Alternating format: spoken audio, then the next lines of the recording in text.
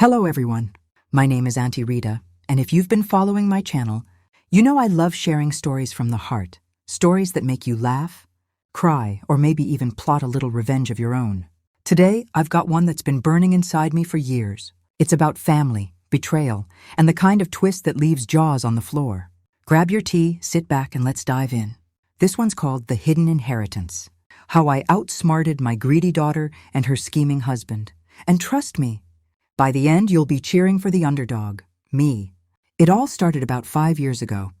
When I was just turning 65, I'd lived a simple life in our old family. Home in the suburbs of Chicago. My late husband, God rest his soul, had built that house with his own hands back in the 80s. It wasn't fancy, just a cozy 3-bedroom with a big backyard where we'd raised our 2 kids, Sarah and Tommy. Tommy had moved out west for work, but Sarah, she was my baby girl, always close by. Or so I thought. Sarah had married young, right out of college, to a man named Derek. He was charming at first, tall, handsome, with a salesman's smile that could sell ice to Eskimos. He worked in real estate, always talking about flipping, properties and building, wealth. I didn't think much of it back then. I was just happy Sarah had found someone. They had 2 kids, my grandbabies, Lily and Max, who were the light of my life. I'd babysit them every weekend, bake cookies, tell them stories about their grandpa. Life was good, or at least it seemed that way. But things started changing after my husband passed away from a heart attack. It was sudden and it hit us all hard. I was left with the house, a small pension, and some savings. Nothing extravagant, but enough to live comfortably. Sarah and Derek started coming over more often, which I appreciated at first. They'd bring dinner, help with chores. "Mom, you shouldn't be alone," Sarah would say, hugging me tight. Derek would nod, saying, "We're family, Rita. We've got your back." One evening, though, I overheard something that shattered my world. I was in the kitchen, pretending to nap in my recliner like old folks do sometimes.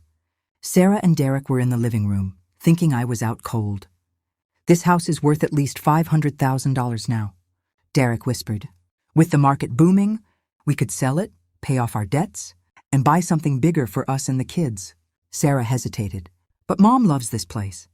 It's full of memories." Derek laughed softly. "Memories don't pay bills, babe. She's getting old. What if she falls? We could convince her to move into a senior home. It's for her own good. And hey, we'd visit all the time." My heart pounded. Convince me? For her own good? I stayed still, listening as they plotted. They talked about how they'd gently suggest I downsize, how Derek could handle the sale. Sarah even mentioned my savings. She has that nest egg from Dad's insurance. If we play it right, we could get power of attorney. I felt like I'd been slapped.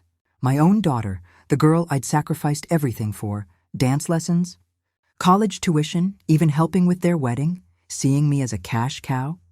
And Derek, that snake, leading the charge. I didn't cry that night. No, something colder settled in. Revenge. But not the loud kind, the smart kind, the kind that hits where it hurts. The next morning, I acted like nothing happened. I smiled, made breakfast, played with the grandkids. But inside I was planning. First, I needed to know how deep this went. I started paying attention. Little things. Derek eyeing the antique furniture. Sarah asking casual questions about my will. "Mom, have you updated your estate plans?" she'd say with a sweet smile. I decided to play the part they expected. The naive, aging widow. "Oh, honey, I'm too old for all that paperwork," I'd reply, waving it off. But secretly, I called my old friend Martha, who's a lawyer. We'd gone to school together, and she specialized in estates. Over coffee, I told her everything. "Rita, this is serious," she said. "We need to protect you." We drew up a new will. The house? It would go to Tommy, my son, who had never asked for a dime. My savings? Split between the grandkids' college funds, with trustees to manage it until they were 25. Sarah and Derek? They'd get a small token, maybe $10,000 each, to avoid suspicion. But the real kicker? I added a clause. If anyone contested the will, they'd get nothing. Zero. Zilch. Martha suggested I document everything. Record conversations if you can. Illinois is a 2-party consent state, but for your safety, we can work around it. I bought a small voice recorder and hid it in my purse. Over the next few months, I gathered evidence. Sarah and Derek ramped up their pressure. They started helping more, Derek fixing things around the house, but always commenting on how outdated it was. Sarah brought brochures for assisted living facilities. "Look, Mom, this one has a pool." One day, Derek cornered me alone. "Rita, we've been thinking. Sarah and I could move in with you, help out full time. The kids love it here." His eyes gleamed. I knew what he really meant. Get me out, take over. "Oh, that sounds lovely," I said, playing dumb. "But I'm fine, dear, really." He pressed. "Come on, think about it. We could renovate, make it modern, increase the value." That's when I turned on the recorder secretly. "Value for what?" I asked innocently. He chuckled.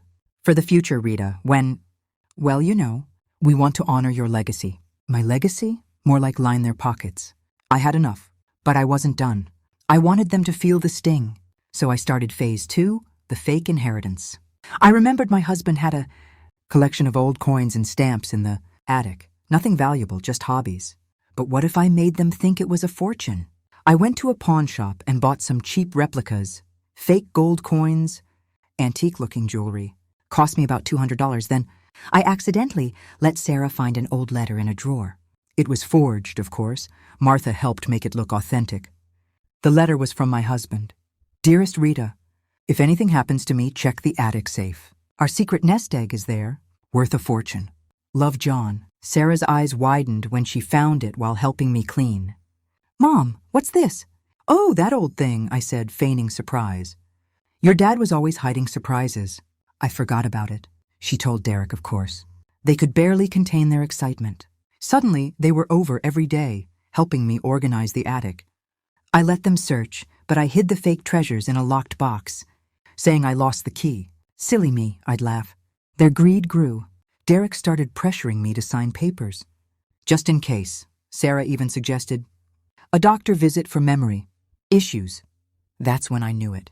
Was time for the finale. I planned a family dinner. Tommy flew in from California. I'd clued him in secretly. The grandkids were there too. Midway through, I stood up. "Everyone, I have an announcement. I've been thinking about the future. Sarah, Derek, you've been so helpful. I want to reward you." Their faces lit up. "Mom," Sarah said, "I've decided to transfer the house deed to you both. Right now." Derek nearly choked on his wine. "Really, Rita? That's generous." I pulled out papers, fake ones prepared by Martha. They signed eagerly, not reading the fine print. It was actually a contract for nothing, but looked official. Then I smiled. "But first, let's celebrate. I found the attic key. The inheritance is yours." We went upstairs. I opened the box. Inside, the fake coins, jewelry, and a note I planted. "If you're reading this, you've been fooled. This is worthless. The real treasure is integrity, which you lack." They stared, confused. Derek picked up a coin, examined it. This is fake." "That's right," I said, my voice steady.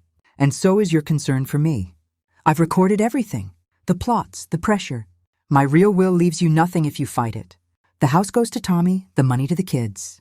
Sarah burst into tears. "Mom, how could you?" "How could I? How could you?" I shot back. "Selling my home? Treating me like a burden?" Derek turned red. "This is entrapment. We'll sue." "Go ahead," I said. "But remember the clause, contest and you get zip." Tommy stepped in. "Sis, you messed up. Mom gave you chances." The grandkids were wide-eyed, but I hugged them. "This is to protect you, darlings." Sarah and Derek stormed out. For weeks they begged, apologized. Sarah called crying, "Mom, we were desperate. Debts piled up." I softened a bit, for her, not him. "Prove it," I said. "Divorce that snake, get counseling." She did eventually. Derek left town, tail between his legs. Sarah moved back in with me temporarily. We rebuilt our bond. Now she helps with the real chores, no strings. The grandkids visit without the greed cloud. Tommy sold part of his share to invest wisely.